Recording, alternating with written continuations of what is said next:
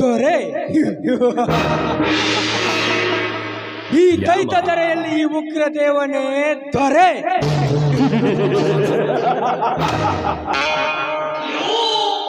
ಈ ಉಗ್ರ ದೇವನ ಎದುರು ಹಾಕಿಕೊಂಡು ನನ್ನ ವಿರುದ್ಧ ವಾದಿಸಿದವರ ದೇಹದ ಪರದೆ ಹರಿದು ಈ ರುದ್ರ ಭೂಮಿಯಲ್ಲಿ ಸಜೀವದಾನ ಮಾಡುವುದೇ ಈ ಉಗ್ರ ದೇವನ ನಾಚೆಗೊರೆ.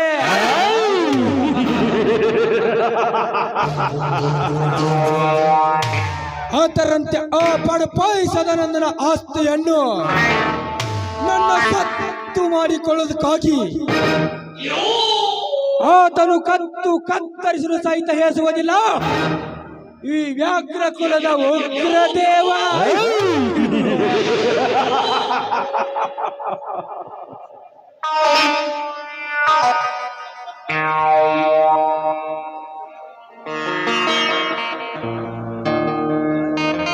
ನಮಸ್ಕಾರ ಶ್ರೀಮಂತರಿಗೆ.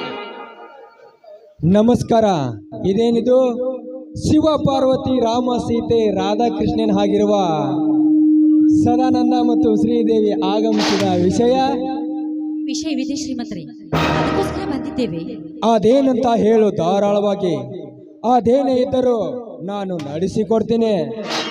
ಅದೇನಂದ್ರೆ ಶ್ರೀಮಂತರೇ, ತಮ್ಮಲ್ಲಿ ನನ್ನ ತಮ್ಮನ ಮದುವೆಗೋಸ್ಕರ 1 ಲಕ್ಷ ರೂಪಾಯಿ ಹಣವನ್ನು ಕೇಳಲು ಬಂದಿರುವೆ. ಸದಾನಂದ, ಬೇಡಿದವರಿಗೆ ಬೇಡಿದ್ದನ್ನು ಕೊಡುವುದಕ್ಕೆ ನನ್ನೇನು ದಾಣಸೂರ ಕರ್ಣನೆಂದು ತಿಳಿದುಕೊಂಡಿರುವೇನೋ? ಶ್ರೀಮಂತರೇ, ಇಂಥ ಸಮಯದಲ್ಲಿ ದಯವಿಟ್ಟು ಹಣ ಇಲ್ಲ ಅಂತ ಮಾತ್ರ ಹೇಳ್ಬೇಡಿ. ಈ ಬಡಪಾಯಿಗಳಿಗೆ ಹಣ ಕೊಟ್ಟು ದಯವಿಟ್ಟು ಪುಣ್ಯ ಕಟ್ಟಿಕೊಳ್ಳಿ. ಪಾಪ ಪುಣ್ಯದ ಮಾತು ಹೇಳಬೇಡಿ. ನೋಡು ಶ್ರೀದೇವಿ, ಮೊದಲು ಮಾಡಿದ ಸಾಲ 3 ಲಕ್ಷವಿದೆ. ಅಂತದ್ರಲ್ಲಿ ಇನ್ನು 1 ಲಕ್ಷ ಹಣ ಕೊಡುವೆಂದು ಕೇಳಿದ್ರೆ ಎಲ್ಲಿಂದ ಕೊಡಲಿ, ಹೇಗೆ ಕೊಡಲಿ? ಮೊದಲು ಮಾಡಿದ ಸಾಲ ತೀರಿಸು, ಆಮೇಲೆ ಮುಂದಿನ ಅವರ ಮಾತನಾಡೋಣ. ನೋಡಿ ಸಾವುಕಾರ್ರಿ, ಮೊದಲೇ ಮಳೆ ಇಲ್ಲದ ಬೆಳೆ ಇಲ್ಲ. ಇಂಥ ಹೊತ್ತಿನಲ್ಲಿ ಹಣ ಕೇಳಿದ್ರು ಎಲ್ಲಿಂದ ಕೊಡಲಿ, ನೀವೇ ಹೇಳಿ.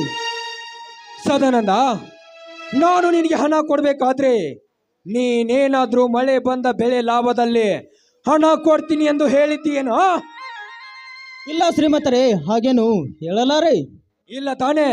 ಹಾಗಾದ್ರೆ ಮೊದಲು ಹಣ ಕೊಟ್ಟು ಮನೆ ದಾಟಲೇ ಮಗನೇ. ಸಾವುಕಾರೆ, ಸ್ವಲ್ಪ ಮಾತನಾಡುವಾಗ ಮಾತಿನ ಮೇಲೆ ಮಿತಿ ಇರಲಿ. ಏ ಮಗನ ಸದ್ಯಾ, ನನ್ನ ಮನೆಗೆ ಬಂದು ನನಗೆ ಎದುರು ಉತ್ತರ ಕೊಡ್ತೀನಿ ಮಗನೇ. ಹಾಗಾದ್ರೆ ನಿನ್ನ ತಿಂಡಿನ ಬಾಕಾಂತೈತೆ ಮಗನ. ನಾನು ಕೊಟ್ಟಿರುವ ಹಣ ಎಲ್ಲ ಚಕ ಚಕ ಚಕ ಚಕ ಚಕ ಎನಿಸಿ ಮುಚ್ಚುಗೊಂದು ರೈಟ್ ಹೇಳಲೇ. ಶ್ರೀಮಂತರೇ, ನಿಂತ ಜಾಗದ ಮೇಲೆ ಹಣ ಕೇಳಿದ್ರಿ, ಎಲ್ಲಿಂದಂತ ಕೊಡುವುದು ನಾವು? ನೋಡು ಶ್ರೀದೇವಿ, ನೀವೆಷ್ಟೇ ಕರುಣೆಯಿಂದ ಕೇಳಿಕೊಂಡರು ಕರಗಲಾರದು ಈ ಕಿರಾತಕ ಕುಲದ ಕೇಸರಿಯ ಕರಳು. ಎಲ್ಲಾದ್ರೂ ಏನಾದ್ರೂ ಮಾಡಿ ಒಟ್ಟಿನಲ್ಲಿ ನನಗೆ ಹಣ ಕೊಡಲೇಬೇಕು.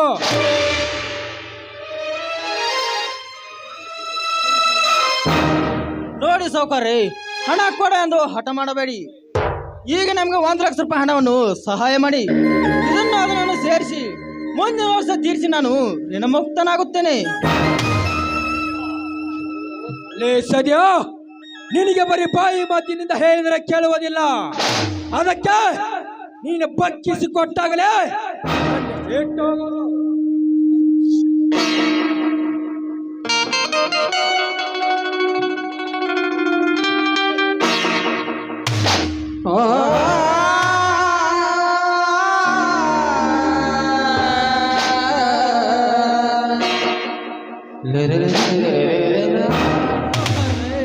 ನನ್ನ ನಾಯಿ ಅಂತ ಹೊಡೆಯಿರಿ, ಆದ್ರೆ ಹಣ ಮಾತ್ರವಿಲ್ಲ ಒಂದು ಹೇಳಬೇಡಿ. ನಿಮ್ಮ ಕಾಲಿಗೆ ಬಿದ್ದು ಬೇಡಿಕೊಳ್ಳುವೆ.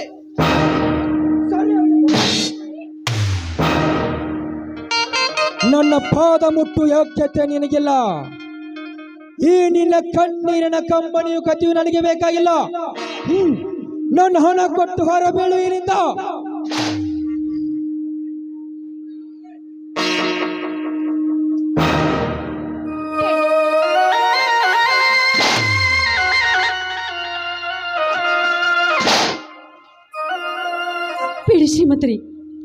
ದಯವಿಟ್ಟು ನನ್ನ ಗಂಡನ ಹೊಡೆಯಬೇಡಿ. ನಿಮ್ಮ ಶರಗೊಡಿ ನಿಮ್ಮ ಕಾಲಿಗೆ ಬಿದ್ದು ಬೇಡಿಕೊಳ್ಳು. ಆಯ್ತು ಶ್ರೀದೇವಿ, ನಿನ್ನ ಗಂಡನ್ನು ಹೊಡೆಯುವುದಿಲ್ಲ. ಆದ್ರೆ ನನ್ನದೊಂದು ಮಾತು, ಅದನ್ನು ನಡೆಸಿಕೊಡ್ತೀನಿ ಅಂದ್ರೆ ಮಾತ್ರ ಹೊಡೆಯೋದನ್ನು ನಿಲ್ಲಿಸುವೆ. ಏನಂತೀಯ ಇದಕ್ಕೆ? ಹೇಳಿ, ಅದೇನು ಅಂತ ಹೇಳಿ. ನನ್ನಿಂದ ಆಗುವುದಿದ್ರಿ ಖಂಡಿತವಾಗ್ಲೂ ನಡೆಸಿಕೊಡುತ್ತೇನೆ. ನೋಡು ಶ್ರೀದೇವಿ, ನಾ ಹೇಳುವುದು ಇಷ್ಟೇ. ಇಲ್ಲಿವರೆಗೂ ನಾನು ಕೊಟ್ಟ ಹಣ ಮುಟ್ಟಬೇಕಾದ್ರೆ ಈ ನಿನ್ನ ಸುಂದರವಾದ ದೇಹವನ್ನು ನನಗೆ ಅರ್ಪಿಸಿದ್ರೆ ಮಾತ್ರ ನಾ ಕೊಟ್ಟಿರುವ ಹಣ ಸಂಪೂರ್ಣವಾಗಿ ಮನ್ನಾ ಮಾಡ್ತೀನಿ. ಮಂಗಲ್ಲ ಕಟ್ಟಿದ ಮಡದಿಯನು ಮಂಚಕ್ಕೆ ಕರಿಯ ಮಗನೇ. ಏ ಮಗನೇ ಸದ್ಯ, ಮೈಯಲ್ಲಿ ಎಣ್ಣೆ ಇದೆಯಂತ ಮಕ್ಕಳಲ್ಲಿ ಹೆಂಡತಿ ಇದ್ದಾಳಂತ ಸೊಕ್ಕಿನಿಂದ ಕಿಕ್ಕರಿದು ಮಾತನಾಡಬೇಡ. ಇನ್ನೊಂದು ಸರಿ ಮಗನೇ ಎಂದು ಮಾತನಾಡಿದರೆ ನಿನ್ನ ನಾಲಿಗೆಯನ್ನು ಕತ್ತರಿಸಿ ನಾಯಿನರಿಗೆ ಹಾಕ್ತೀನಿ. ಬರು ಎಚ್ಚರ. ಸಾಹುಕಾರ, ಬಾಯಿಗೆ ಬಂದತೆ ಸುಮ್ಮನೆ ಒಡಬಡಿಸಬೇಡವೋ. ನೋಡು, ಮರ್ಯಾದಿಂದ ಹೇಳುತ್ತೇನೆ ಕೇಳು. ನಿನ್ನದೇ ಸರಿ ಎಂದು ನನ್ನ ಶೀಲಕ್ಕೆ ಕೈ ಹಾಕಲು ಬಂದಿದ್ದೆ. ಆದ್ರೆ ನಿನ್ನ ತಂಗಿ ರಾಜೇಶ್ವರಿ ಇದ್ದಾಳಲ್ಲ, ನನ್ನ ಮೈದುನ ಸತ್ಯ ರಾಜನ ಸತಿ ಆಗುತ್ತಾಳೆ. ಬಲು ಎಚ್ಚರ. ಹೆಣ್ಣೆ, ಆ ನನ್ನ ತಂಗಿ ಈ ಉಗ್ರದೇವನ ಪ್ರಾಣವಿದ್ದಂತೆ. ಬಟ್ ಹೆಣ್ಣು ಎಂದು ಕಣ್ಣು ಹಾಕಿದ್ರೆ ಈ ಕ್ಷಣದಲ್ಲಿ ಮಾಡುವೆ ಮಣ್ಣು.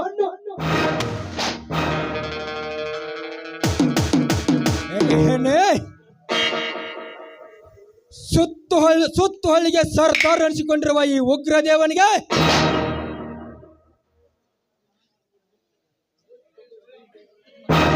ಸೋಲೇನುವೆಯೋ?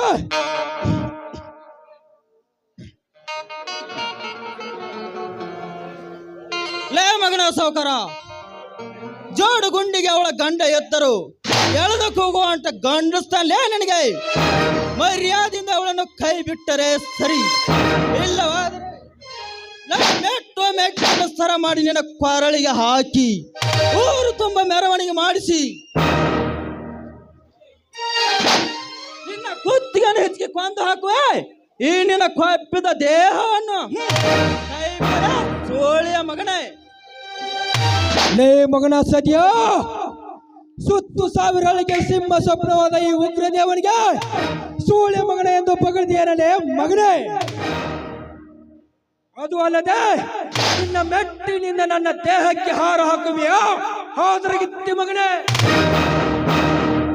ಈ ಗ್ರಾಮದಲ್ಲಿ ಈ ಉಗ್ರದೇವನ ಎದುರು ನಿಂತು ಮಾತನಾಡಲು ಹೆದರಿ ಹಿಕ್ಕಿ ಹಾಕುತ್ತಾರೆ. ಅಂಥದ್ರಲ್ಲಿ ನಿನ್ನ ಸೊಕ್ಕಿಗೆ ತಕ್ಕ ಉತ್ತರ ಕೊಟ್ಟರು ತೀರಲಾಗದ ನನ್ನ ರೋಷಾಗ್ನಿ. ಭದ್ರ, ಏ ಭದ್ರ,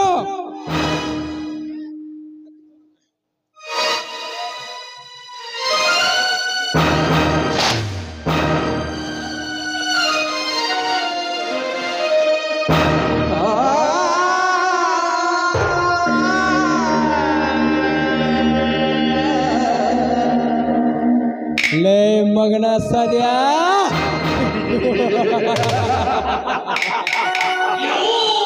ಈ ಆಗರ್ಭ ಶ್ರೀಮಂತ ಅಬ್ಬರಿಸಿದರೆ ಬಾನೆತ್ತರ ಬೆಂಕಿಯ ಭೀಕರ ಬಿರುಗಾಳಿ ಬೀಸಿ ಇಂಥ ಬಡ ಭಿಕಾರಿಗಳನ್ನು ಭಸ್ಮ ಮಾಡಿ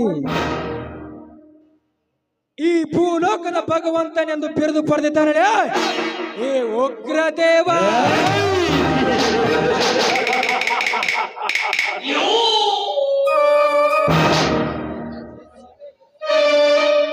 ಲೇ ಮಗನ ಸದ್ಯ, ಗುಡ್ ಬೈ.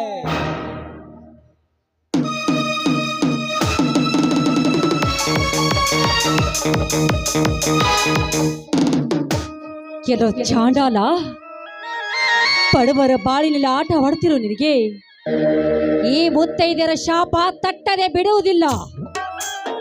ಇಂದು ನಾನು ನಿನಗೆ ಕೊಡುತ್ತಿರುವ ಮುತ್ತೈದೆ ಶಾಪ, ಇದು ಕೊಡುತ್ತಿರುವ ಮುತ್ತೈದೆ ಶಾಪ.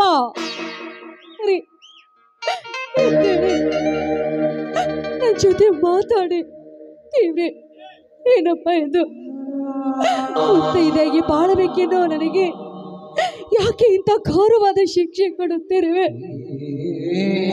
ನಾನೇನ್ ತಪ್ಪು ಮಾಡಿದ್ದೀನಿ? ಹೇಳು ದೇವ್ರೇ, ಹೇಳು.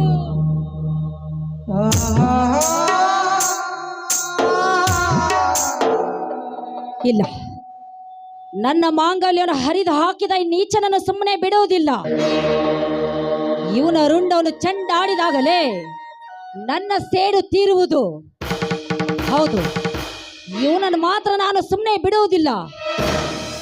ಇವನ ಮೇಲೆ ಸೇಡು ತೀರಿಸಿಕೊಳ್ಳುವವರೆಗೂ ನಾನು ನನ್ನ ಮುಡಿಯನ್ನು ಕಟ್ಟುವುದಿಲ್ಲ.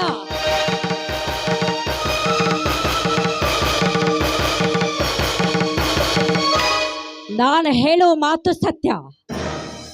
ಈ ಮಾತನ್ನು ನನ್ನ ಗಂಡನ ಮೇಲೆ ಆಣೆ ಮಾಡಿ ಹೇಳ್ತಾ ಇದ್ದೀನಿ. ಇವನ ಮೇಲೆ ಸೇಡು ತೀರಿಸಿಕೊಳ್ಳದೆ ಬಿಡುವುದಿಲ್ಲ. ಸ್ವಾಮಿ, ನಾನು ನಿಮ್ ಶ್ರೀದೇವಿ. ಯಾಕೆ ನನ್ನ ಕೂಗು ನಿಮಗೆ ಕೇಳಿಸ್ತಾ ಇಲ್ವಾ? ಎದ್ದೇಳಿ, ನನ್ನ ಜೊತೆ ಮಾತಾಡಿ ಸ್ವಾಮಿ, ಮಾತಾಡಿ.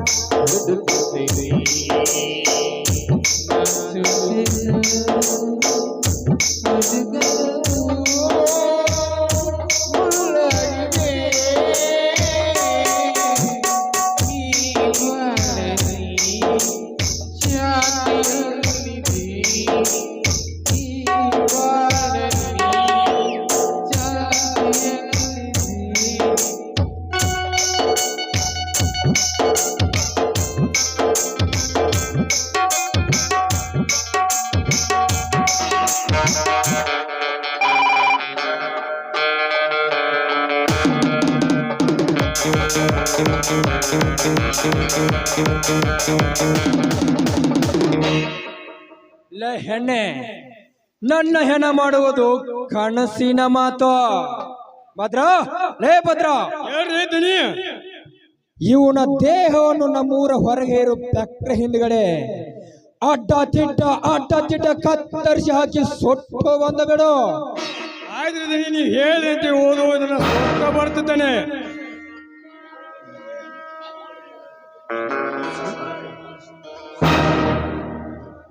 ಹಾಗೆ ಹೇಳೋನು ತಮ್ಮ ಮನೆಗೆ ಬೆಟ್ಟೋವಾ. ಎಲ್ಲೋ ನೀಚ, ಬಡವರ ಆಸ್ತಿಯನ್ನು ಎತ್ತಿ ಹಾಕಿ ಬೊಜ್ಜು ಬೆಳೆಸಿಕೊಂಡಿರುವ ಈ ನಿನ್ನ ಕೊಬ್ಬಿದ ದೇಹವನ್ನು ಇಬ್ಬಾಗ ಮಾಡೋದಕ್ಕೆ ಸೋಲಿಲ್ಲದ ಸರ್ದಾರನಾಗಿ ನನ್ನ ಮೈದುನ ಬಂದೇ ಬರುತ್ತಾನೆ ಸತ್ಯರಾಜ್.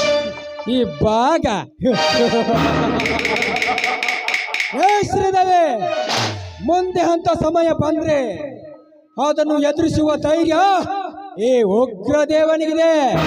ಭದ್ರ, ಹೊತ್ತೊಯ್ಯಿ ಸತ್ತ ಶವವನ್ನು.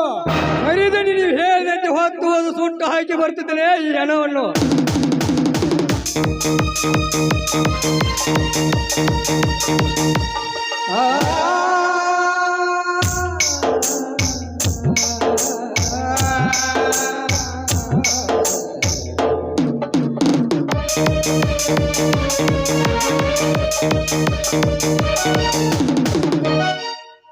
ಲೇ ಮಗನ ಸದ್ಯಾ,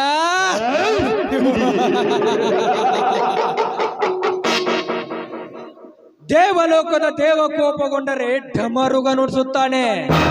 ಬಟ್ ಈ ಭೂಲೋಕದ ಉಗ್ರ ದೇವರು ರೊಚ್ಚಿಗೆದರೆ ನರಮಾನವರ ಮರಣ ಮೃದಂಗ ಬಾರಿಸುತ್ತಾನೆ.